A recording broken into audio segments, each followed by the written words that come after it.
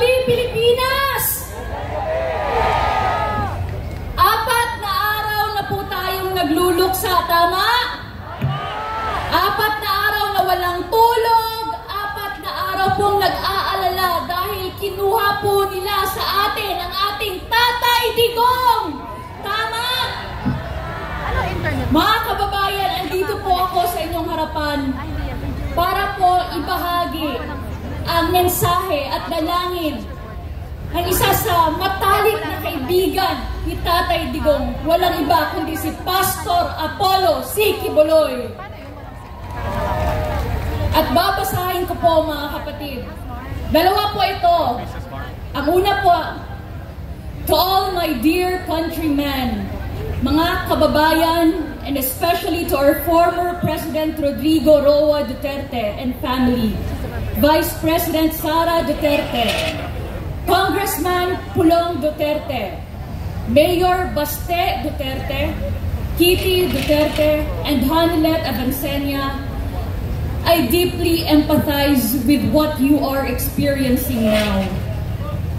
I am horrified by the news of what transpired at Villamor Air Base, where Tatay Digong was reportedly held and coerced to fly to the Netherlands against his will to face a trial that the world knows is not necessarily legal. I also sympathize with the anguish of his family, who were vastly outnumbered by a phalanx of uniformed police officers, accompanied only by 2 lawyers, Attorney Delgra and Attorney Medeldia, and ultimately separated from former President Rodrigo Duterte. Mga kababayan, it has not been long since KOJC endured a terrible ordeal on June 10 and August 24 to September 8, 2024 during the 16-day siege of KOJC compounds. These events are shocking to the Filipino psyche because such actions are uncharacteristic of our culture. This lack of compassion, respect, honor, and dignity displayed by our law enforcers is profoundly un-Filipino. As a former president, Tatay Digong pursued criminals to protect the Filipino people. Under his leadership, we experienced relative peace and order. The economy thrived, citizens felt secure, and law-abiding Filipinos like us were happy and grateful. Illegal drugs were curtailed. Criminals and drug addicts lived in fear, and we could walk freely at any time of day or night. It is utterly un-Filipino to treat him with disrespect and strip him and his family of their dignity. For God's sake, he was the former president, and his daughter, the current vice president, is also being treated poorly. Unlawfulness and illegality seem to dominate today's landscape. I am praying for divine intervention to protect us not only from criminals, but also from those in power who should be using their authority to safeguard the Filipino people instead of oppressing and persecuting them. Let us all pray for peace, love, and compassion to reign in our beautiful land once more, a land where law-abiding and God-fearing citizens feel safe and protected by the authorities we elected in the office. We must pray for unity among our divided people and work to eradicate hate, jealousy, greed for money, and greed for power, the roots of all evil. May the fear and love of God reign supreme in the hearts of our nation's leaders, God Almighty will save the Philippines. To God be the glory, para sa Diyos at Pilipinas nating mahal, by Pastor Apollo C. Quiboloy. Mga kababayan, may isa pa pong mensahe ang ating pinakamamahal na pastor. Ito po, Tagalog version naman po. Sabi ko nga po, napakalapit po at matalik na kaibigan ni Pastor. Kaya po parang, sabi nga niya, parang namatayan ang feeling niya. Parang may vacuum. Kaya tayo po lahat, we feel the same way, we empathize po. So ito po ang mensahe ni Pastor. And it reads, magandang gabi po sa inyong lahat mga kababayan. Lahat po ng ating pagkakaisa ngayon sa prayer rally dito sa Liwasang Bonifacio ay para sa ating minamahal na bansa at sa ating former President Pangulong Rodrigo Roa Duterte na ngayon ay nasa Hague, Netherlands upang siya ay litisin sa mga sinasabing akusasyon o kasalanang kanyang ginawa. Para sa ating mga nagmamahal kay Pangulong Duterte, ang lahat po ng ginawa ng ating mahal na Pangulo ay para sa kapakanan ng bansang Pilipinas upang tayo ay mamuhay na matiwasay, masagana, mapayapa at punong-puno ng katahimikan ang ating buhay na walang ikinatatakot na masama sapagkat siya ang umako ng responsibilidad ng ating bansa na tayo ay kanyang bigyang proteksyon sa lahat ng mga masasamang elemento, masasamang tao, masasamang bisyo tulad ng droga at masasamang epekto ng bisyong ito na nagdudulot ng krimen.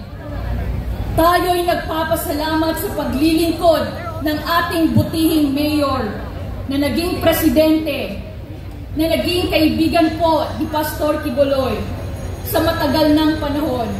Mga 28 taon na rin silang magkaibigan. Noong prosecutor siya, vice mayor, hanggang naging mayor, congressman, at naging presidente ng ating bansang Pilipinas na nagmula sa Davao City.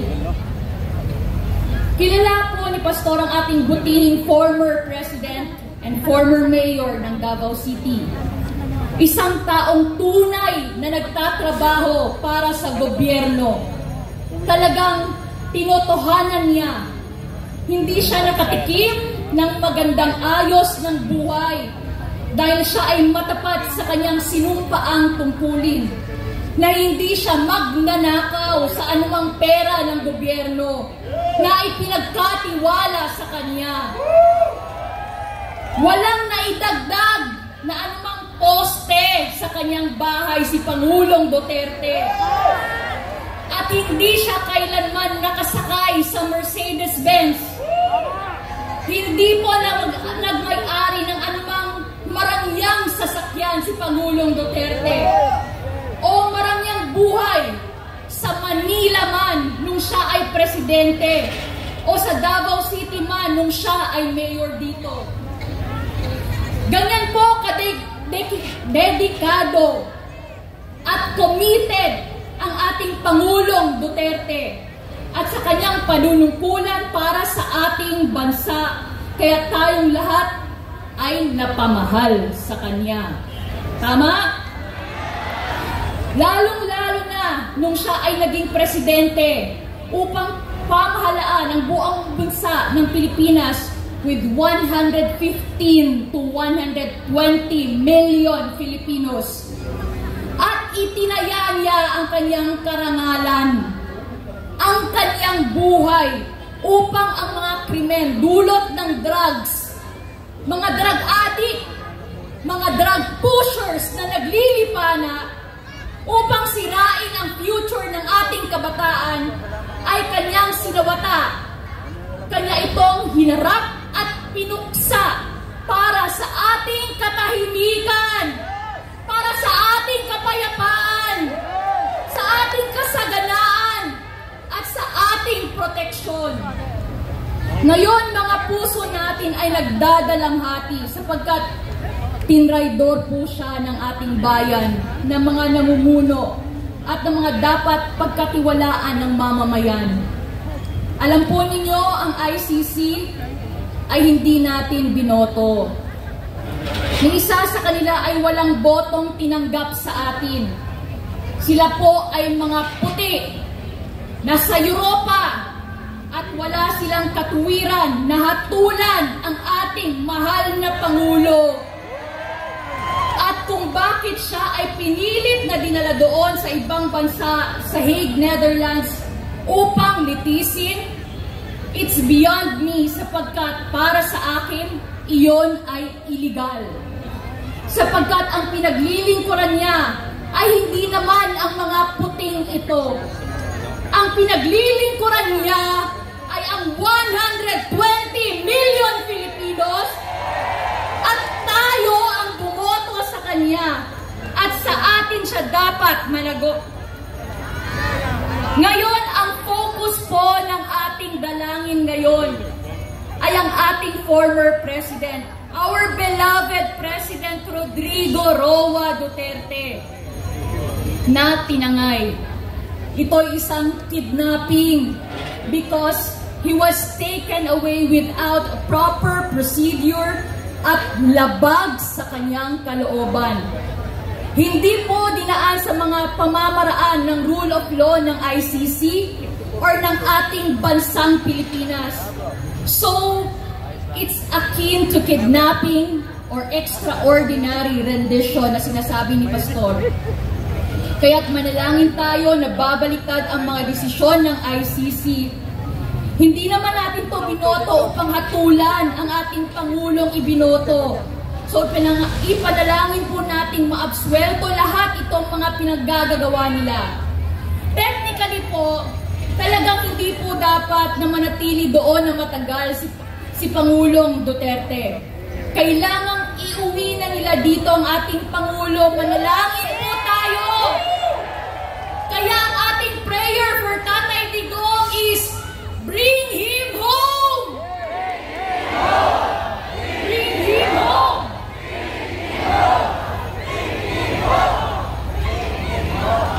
Kailangang maibalik na siya dito. Dudulog tayo sa ating Panginoong Diyos. Gagawa siya ng paraan upang ang ating Tatay Digong ay maibalik dito sa kanyang bansang sinilangan. At dito niya ialay ang kanyang buhay. Inialay ni Pangulong Duterte ang kanyang buhay dito at dito niya ibibigay ang kanyang huling hininga kung siya ay makabalik na.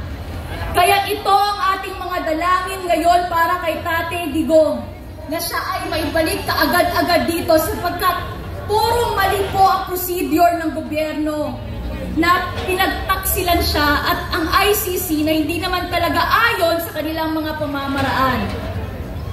Anong silbi ng ating mga korte dito? Dahil lang siya ay malakas? Dahil lang si Pangulong Duterte ay mahal pa rin ng mga tao? Almost all Filipinos, kaya't ginaganito po siya? Kaya't idalangin po natin makabalik siyang muli. At sa ating dalangin ito, masinsingang dalangin para sa kanyang kalusugan, sa kanyang buhay at proteksyon ng mga anghel.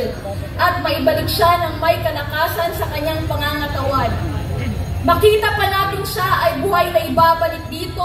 Iyon ang ating matindi at masinsinang mga dalangin ng pagkakaisa.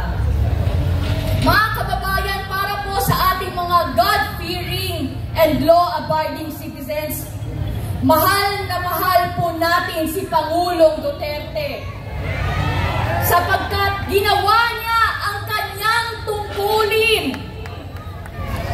Ngunit sa mga drug addict, sa mga kriminal, sa mga drug lords, para sa mga drug pushers, para sa mga CPP, NPA, NDF na pumapatay na walang habas, si Pangulong Duterte ay naging kalaban nila at ginagawa pang narrative na sila ay mas mabuti kaysa sa ating Pangulo at ngayon ay lumugar sa panahong ito. Nagkaroon sila ng pagkakataon na mahawakan ang renda ng ating gobyerno At siya ngayon ay inusig. Siya ngayon ay sinikil. Siya ngayon ay ginawan ng hindi karapat-dapat. Kinuha po ang karangalan ng ating Pangulong Duterte. Kinuha po ang kanyang dignidad. Katulad po ng ginawa sa Kingdom of Jesus Christ at kay Pastor Apollo Kibuloy. Like it or not, gagawin namin ito sa inyo. Ano po ito sa inyong tingin? Parang patay ang demokrasya ng ating bansa ngayon? Wala nang rule of law. Ang batas ay para lang sa atin, ngunit hindi para sa kanila.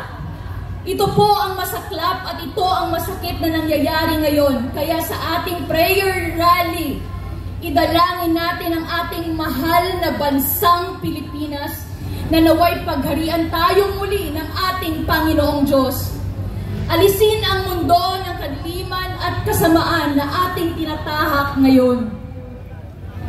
Mga kababayan, manalangin tayo na ang pag-ibig, ang pagkakaisa, ang pagmamahalan, pagkakaintindihan ng bawat isa't isa sa ating mga Pilipino ay bumalik ng muli. At bigyan tayo ng tagapamahalang katulad ni Pangulong Duterte, na bigyan ng pusong may dangal, mayroong pag-ibig sa kanilang sinasakupang mga mamamayan.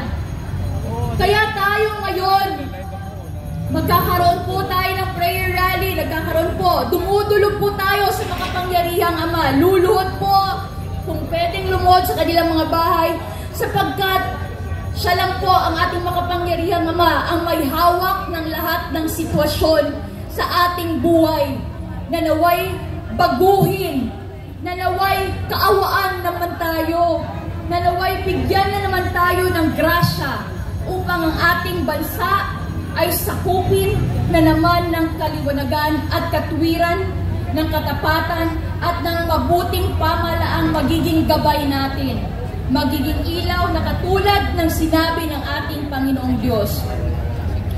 Mga kababayan ko, huwag po tayong mawalan ng pag-asa.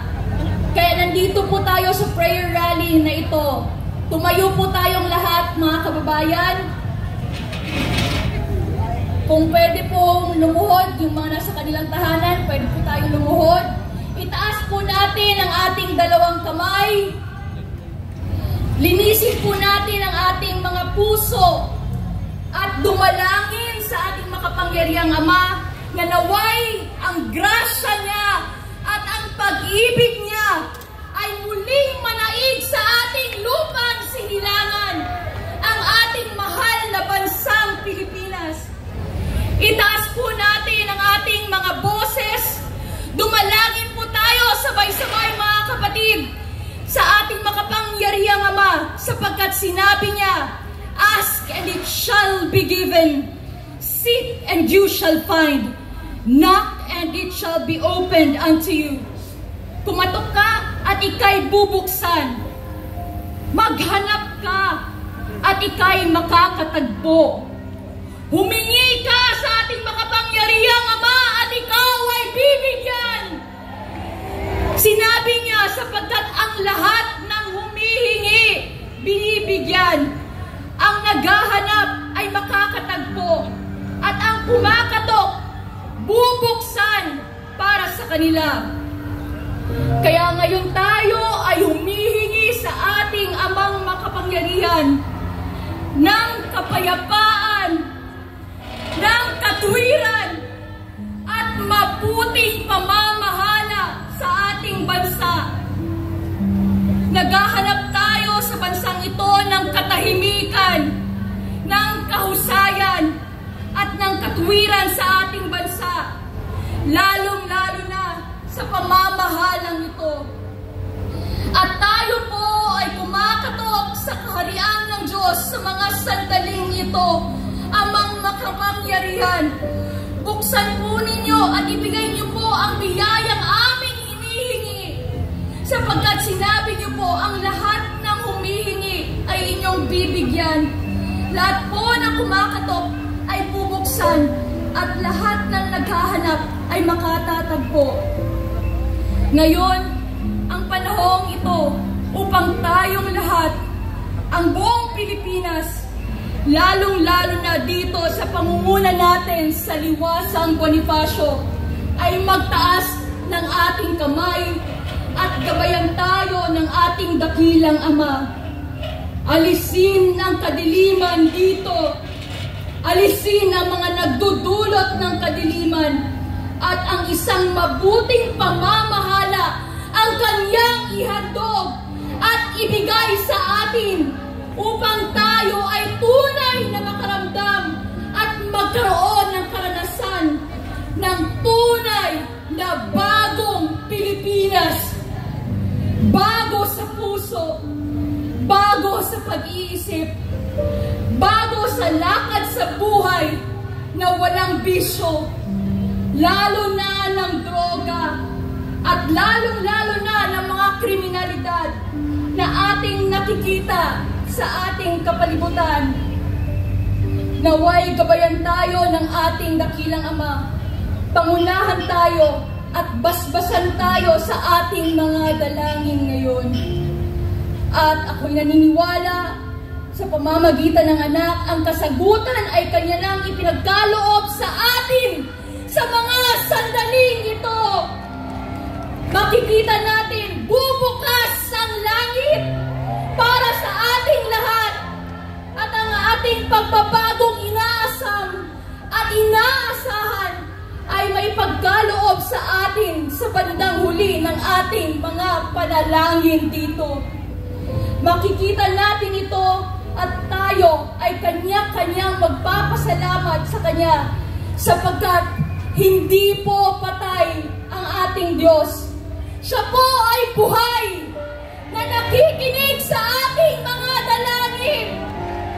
Kaya dito ngayon ang ating pagkakaisa at pagkapit-bisig tayo, magkaisa ng puso't layunin at hingin natin ang gabay ng ating dakilang makapangyarihang may kapal na tayo ay kanyang gabayan sa tunay na landas ng kaliwanagan, katapatan at pag-ibig at mabuting pamamahala. Huwag po ninyong kalimutan ang ating mahal na Pangulong Duterte na nasa Netherlands ngayon, Ama. Huwag niyong kalimutan si Vice President Sara, ang kanyang pamilya, ang pamilya ng ating Pangulong Duterte, ang kanya pong asawa, mga anak na siyang nagtatanggol sa kanya. Nakita natin kung ano ang nangyari sa kanya doon sa Villamor Air Base. Wala pong kagalang-galang, walang respeto na hinila ang kanyang mga kasamahan. Pati siya ay pinagsabihan pa ng hindi maganda. Hindi po ito gawa ng Diyos. Ito'y gawa ng masamang espiritu. Talagang sinisikil ni Satanas na nagkatawang tao ang mga taong ginagamit ng Diyos sa kaliwanagan upang ang peace and order at ang kasaganaan ay mapapasa ating bansa. Ayaw talaga ni Satanas yun. Kaya ngayon, tumatahak tayo sa kadilimang ito. Pero mas makapangyarihan ang Diyos kaysa anumang galamay ng kasamaan. Let us overcome evil with good by our united prayer. Na lahat tayo, anuman ang relihiyon ninyo, wala na pong diskriminasyon ngayon. Magkaisa tayo bilang Pilipino at ialay natin ang ating bansa sa ating poong may kapal. At alam kong ang kasagutan ay kanyang ibibigay sa ating lahat sa pangalan ng ating dakilang Ama, ang ating Panginoong Hesukristo. Itong lahat ay magkakaroon ng kasagutan at tayong lahat ay magkakaroon ng liwanag, magkakaroon ng kasaganaan, at magkakaroon ng kapayapaan at kasiyahan sa ating buhay.